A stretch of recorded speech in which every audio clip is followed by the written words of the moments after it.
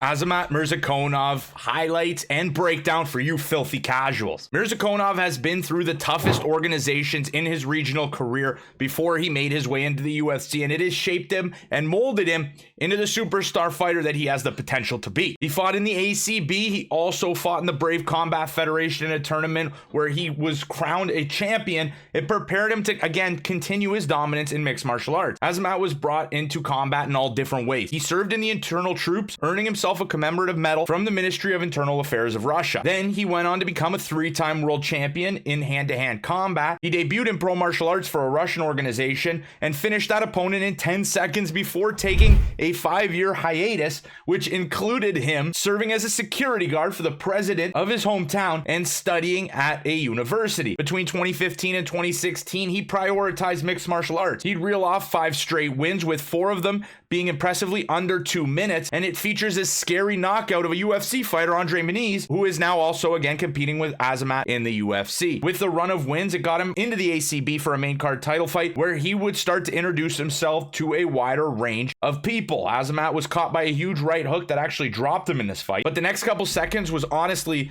the quickest flip of a script that I have ever seen. His opponent started chasing a knee bar after dropping him, and once Azamat reversed the position and got to top control, he started raining down punches and finished this fight in just over a minute and a half. After this knockout in the ACB and the new huge wave of fans in Russia, he would find himself in Bahrain for the Brave Combat Federation, featuring in a tournament for an open weight KHK World Championship. He'd opened the tournament in the first fight. He didn't land a crazy knockout, but he out-grappled his 7-5 Brazilian opponent on way to earning all 3 judges' unanimous decision nod. And this was a massive card for the Brave Combat Federation, and it featured a bunch of now superstars in mixed martial arts like Amir Albazi, like Ilya Topuria, who's fighting for a world title in the UFC, like Kudladze, who is an absolute savage striker. But nonetheless, the win on the very first fight of the card would set himself up to fight on the last fight of the card, closing it out against his opponent. Murzakanov was able to drop his opponent, swarming him with a flurry of punches. When his opponent made his way back to the feet, Murzakanov landed again a takedown, showing that diverse skill set he has in both the grappling and the striking. And then as he continued to press forward, he was able to land a beautiful left uppercut, knocking his opponent out and winning the open weight title, going along with a prize of $100,000. The KHK World Championship was awarded to Murzakanov, and it's kind of a prestigious title because it gives a call back to where Brave Combat Federation started, formerly known as KHK MMA. But nonetheless, all this success regionally in some of the best organizations would get him again on the radar of the UFC. We've seen a lot of UFC fighters come through Brave, come through ACB, now known as ACA. They've come through these organizations and they have had uber success. Hamzat Chimaev, again, the guys that we mentioned that were all on the card with Azamat Murzakanov, but nonetheless, basically having an already dream career for most mixed martial artists, he would then get the call from the UFC in 2021 to main event a Dana White Contender Series show, and it would serve as Brazil versus Russia, where he would take on his opponent Matheus Scheffel, who is now a PFL light heavyweight, would take him on in the main event, and he would give up both 4 inches in reach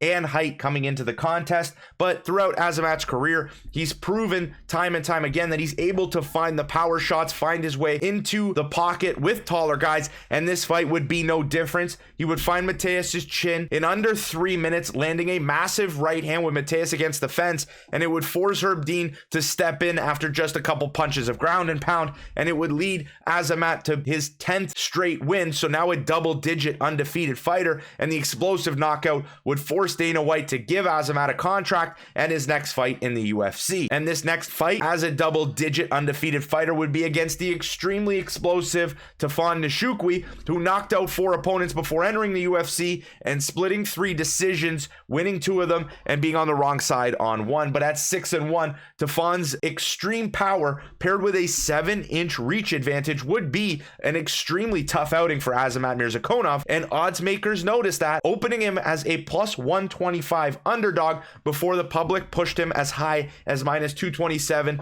citing the fact that he's a Russian, citing the fact that he's super skilled, a hand-to-hand combat champion. The public would shift him to a more than 2-1 favorite. But nonetheless, this fight would be one of the closest in Azamat's career, with Tafon edging the significant strike numbers in both the first and second rounds.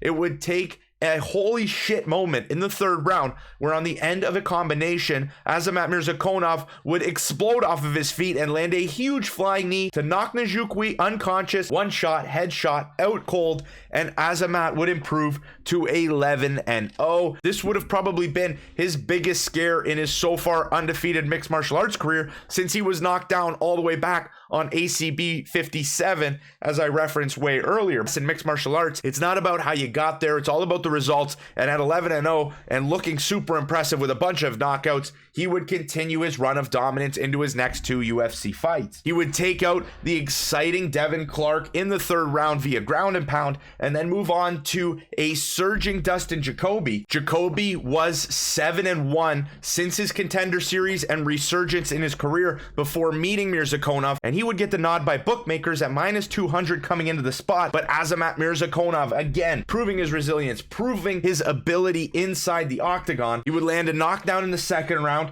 He would outstrike Dustin Jacoby very slightly and land more control time throughout the fight and earn himself a unanimous decision. And that's where we are today. He is now a 13-0 light heavyweight, and he is now looking to enter that top 15 with his well-rounded skill set and go straight for the title. But that'll do it for today's video, guys. If you enjoyed, remember to smash that like button and subscribe to Combat Sports Central. And let me know in the comment section below, how far do you think Azamat Murzakanov can go with his very, very impressive career thus far? I think he can do big things in the organization. But I'll see you in the next one. Peace out.